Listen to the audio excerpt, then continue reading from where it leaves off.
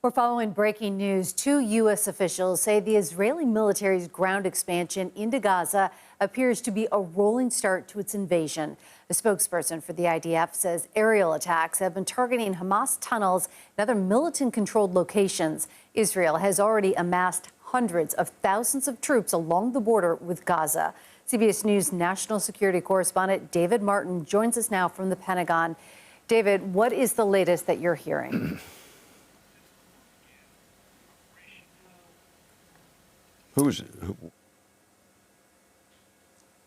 We are going to come back to David Martin in just a moment, but we want to bring in Olivia Gazis, who is joining us now, a CBS News reporter. And Olivia, fill us in on these latest developments and what you're hearing.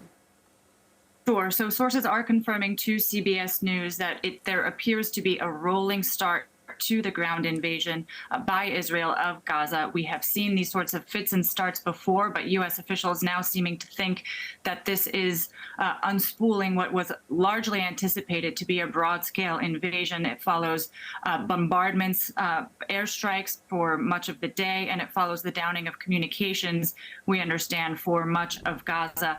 And it comes amid continued diplomacy. U.S. officials have said that they have not stopped trying to negotiate a humanitarian pause to strikes in Gaza in order to allow humanitarian aid to come in order to facilitate the release of hostages still being held by Hamas. So diplomacy is still continuing on a variety of fronts, even as it appears the IDF is indicating that a broader attack is underway. Olivia, talk to us about the timing of this and just how critical it is for people, innocent people, in this humanitarian crisis that is unfolding there in Gaza, and what this means for people to escape before more violence escalates.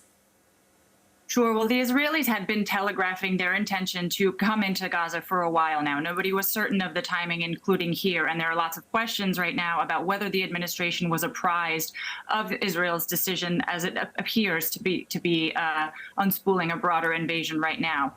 There are still millions of people in Gaza. There are hundreds of Americans in Gaza, and that's why you, of course, have seen diplomacy kicked into high gear in order to secure humanitarian convoys to come in through Egypt into Gaza and to get American citizens out. Of course, airstrikes that had been taken by Israel to this point have already resulted in the deaths of thousands of civilians. There's fuel shortages. There are critical hospitals going offline. So the humanitarian crisis has already begun there and is expected to intensify as the military incursion gets underway. We want to bring in CBS News national security correspondent David Martin. He was joining us from the Pentagon. And David, please let us know, what are you hearing? What are the latest developments? Well, two U.S. officials have told me this appears to be a rolling start to Israel's ground invasion of Gaza. Now, what does that mean? It doesn't mean a all-out steamroller of an invasion force going across at every point along the perimeter of the Gaza Strip. But it also doesn't mean it'll be just another one of these raids that have been conducted over previous nights in which a unit penetrates into Gaza and then pulls back out. In this case, what it looks like is happening is that units are crossing into Gaza, and they are going to stay inside Gaza and, in effect, try to establish beachheads. And then they will do this on multiple avenues of attack, and then they will see which one is meeting with success and which one is meeting with failure. And the old rule for military operations is you reinforce success and you retreat from failure.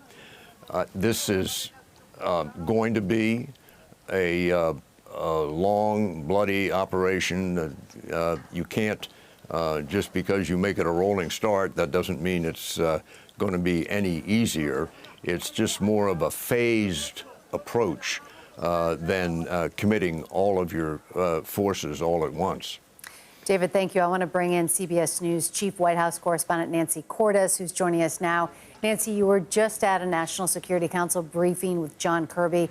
What did he say?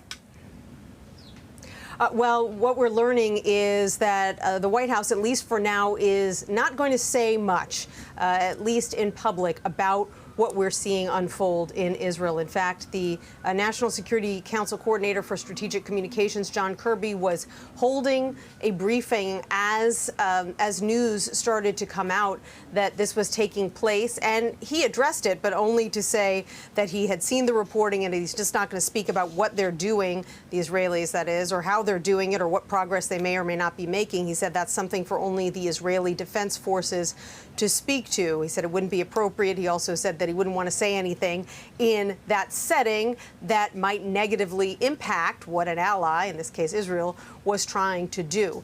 So the White House is being pretty tight-lipped right now about what's unfolding. At the same time, I was told that the president got another briefing about all of this from his national security team this morning, that he will continue to be briefed about it throughout the course of the weekend, and that, of course, they're in very close communication with the Israelis about the military strategy. Don't forget that the U.S. does have some military officials that have been sent to Israel to advise them on this incursion.